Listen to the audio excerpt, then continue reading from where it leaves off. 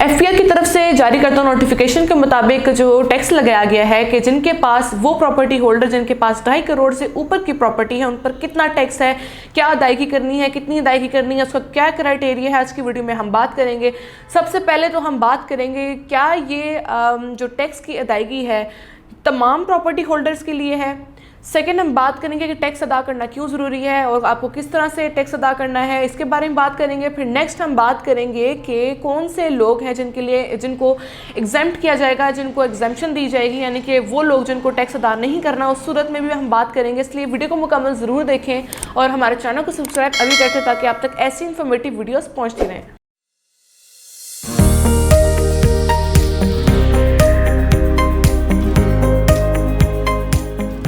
सबसे पहला पॉइंट हम बात करेंगे क्या ये गवर्नमेंट की तरफ से जो टैक्स लगाया गया है यानी कि एफबीआर की तरफ से ये तमाम प्रॉपर्टी होल्डर्स के लिए है, चाहे वो ओवरसीज पाकिस्तानी है या फिर वो पाकिस्तान के अंदर रहते हैं। तो जवाब है यस। तो ऐसी सूरत में जो लोग ओवरसीज पाकिस्तानी है या फिर पाकिस्तान के अंदर रहते हैं, अगर आपके पास प्रॉपर्टी है 2.5 करोड़ से ऊपर की, तो इस सूरत में आपको टैक्स हर हाल में देना होगा। अब मिसाल के तौर पर अगर आपके पास 10 करोड़ की प्रॉपर्टी है, अब 2.5 करोड़ से ऊपर की प्रॉपर्टी की बात हो रही है, तो 10 करोड़ की प्रॉपर्टी अगर आपके पास है मिसाल के तौर पर, तो उसमें से आप 2.5 करोड़ की प्रॉपर्टी को साइड में कर दें, बाकी बच के 7.5 करोड़। 7.5 करोड़ की प्रॉपर्टी पे जो आपको 5% का जो आपको रेंट मिल रहा है, यानी कि 5% जो रेंट मिल रहा है, उस 5% रेंट जो कि तकरीबन 37,50,000 बनता है 7.5 करोड़ के, यानी कि 37.5 लाख। अब वो 20% टैक्स जो कि लगाया गया है गवर्नमेंट की तरफ से, वो तकरीबन बनता है 37.5 लाख का, वो है 7.5 लाख जो कि आपको सालाना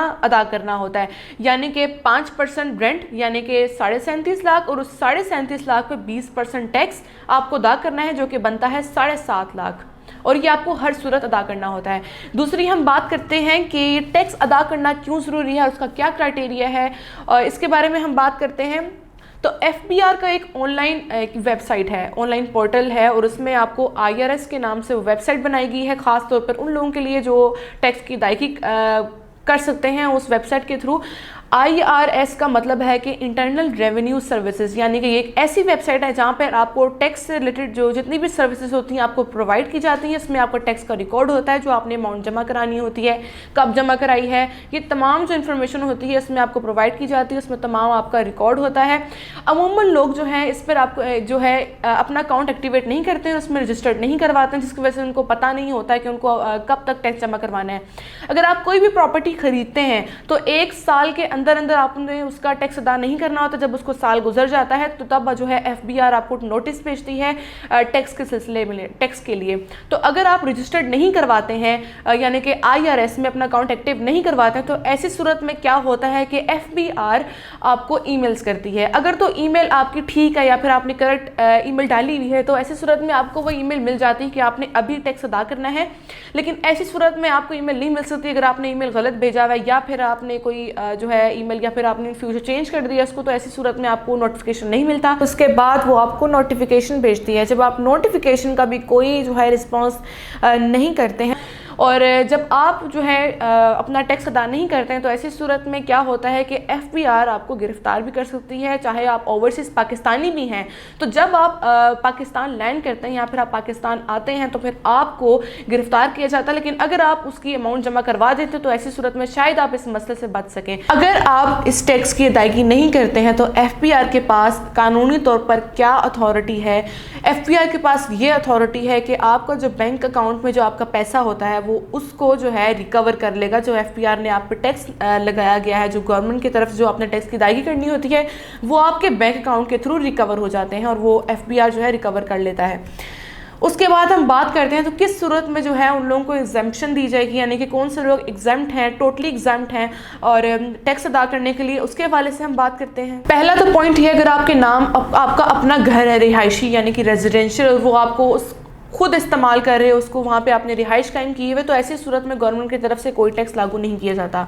और अगर आपके 5 से 6 घर हैं या फिर 10 घर हैं, तो ऐसी सूरत में आपके उस घर में जिसमें आप रहते हो या फिर उसमें आपने रिहाइश कायम की हुई है, उसके अलावा की जो बाकी आपकी प्रॉपर्टी होगी उसमें उसके आप रिस्पॉन्सिबल हैं टैक्स अदा करने के, उसमें आप जिम्मेदार हैं, तो आपको वो हर हाल में उसका टैक्स अदा करना होगा। यानी कि जो 5% का रेंट होगा उन बाकी प्रॉपर्टीज़ में,